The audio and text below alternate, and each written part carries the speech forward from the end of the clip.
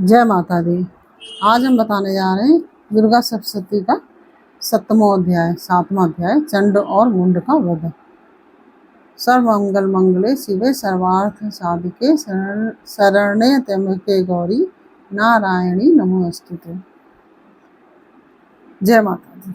मैं मातंगी देवी का ध्यान करता हूँ। वे रत्नमय सिंहासन पर बैठकर पढ़ते हुए तोते का मधुर शब्द सुन रही हैं।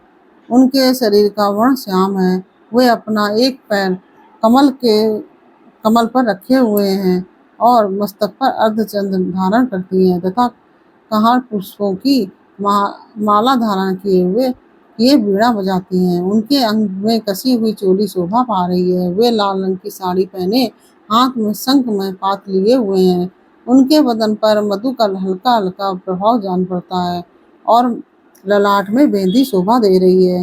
ऋषि कहते हैं, तदंतर शुंभ की आज्ञा पाकर वे चंड मुंड आदि दैत्य चतुरंगणी सेना के साथ अस्त्र शस्त्रों से सुसज्जित हो चल दिए। फिर गिरिराज हिमालय के सुवर्णमय ऊंचे शिखर पर पहुंचकर उन्होंने सिंह पर बैठी हुई देवी को देखा। वह मंद मंद मुस्कुरा रही थी। उन्हें देखकर दैत्य लोग तत्परता से पकड़ने के लिए उद्योग करने लगे। किसी ने धनुष तान लिया, किसी ने तलवार संभाल ली और कुछ लोग देवी के पास जाकर खड़े हो गए। तब अंबिका ने उन शत्रुओं के प्रति बड़ा क्रोध किया।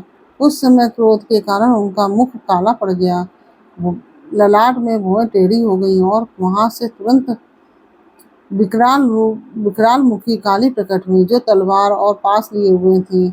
वे विचित्र खटवांग धारण किए और चीते के चर्म की साड़ी पहने नरमुंडों की माला से विभूषित थी। उनके शरीर का मांस सूख गया था, वो केवल हड्डियों का ढांचा था, जिससे वे अत्यंत भयंकर जान पड़ती थी। उनका मुख बहुत विशाल था, जीभ लपटपाने के कारण वे और भी डरावनी प्रतीत होती थी। उनकी आंखें भीतर को धसी हुई और कुछ लाल थीं। वे अपनी भयंकर गर्जना से संपूर्ण दिशाओं को गुंजा रही थी। बड़े बड़े दैत्यों का वध करती हुई वे कालिका देवी बड़े वेग से दैत्यों की उस सेना पर टूट पड़ी और उन सबका भक्षण करने लगी।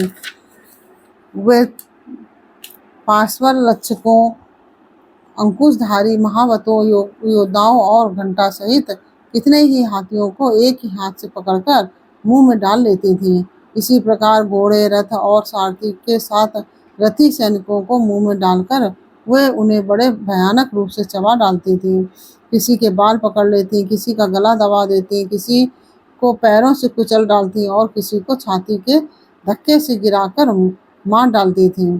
वे असुरों के छोड़े हुए बड़े बड़े अस्त्र शस्त्र मुंह से पकड़ लेती और रोष में भरकर उनको दांतों से पीस डालती थी। काली ने बलवान एवं दुरात्मा दैत्यों की वह सारी सेना रौंद डाली और खा डाली और कितनों को मार भगाया। कोई तलवार के घाट उतारे गए, कोई खटवांग से पीटे गए और कितने ही असुर दांतों के अग्रभाग से कुचले जाकर मृत्यु को प्राप्त हुए। इस प्रकार देवी ने असुरों की उस सारी सेना को क्षण भर में मार गिराया। यह देख चंड उन अत्यंत भयानक काली देवी की ओर दौड़ा तथा महादैत्य मुंड ने भी अत्यंत भयंकर बाणों की वर्षा से तथा हजारों बार चलाए हुए चक्रों से उन भयानक नेत्रों वाली देवी को आच्छादित कर दिया।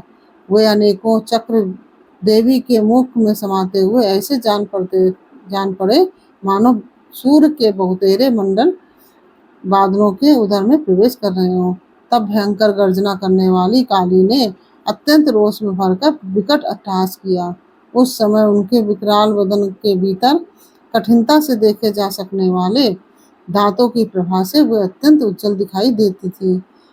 देवी ने बहुत बड़ी तलवार हाथ में ले हम का उच्चारण करके चंड पर धावा किया और उसके केस पकड़कर उसी तलवार से उसका मस्तक काट डाला।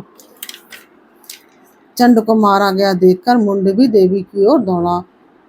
तब देवी ने रोष में भरकर उसे भी तलवार की तलवार से घायल करके धरती पर सुला दिया।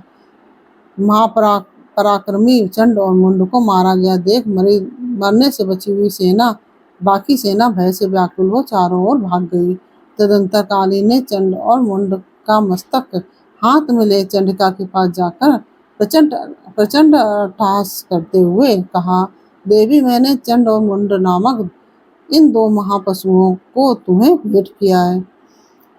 अब युद्ध भाग में तुम शुंभ और निशुंभ का स्वयं ही वध करना।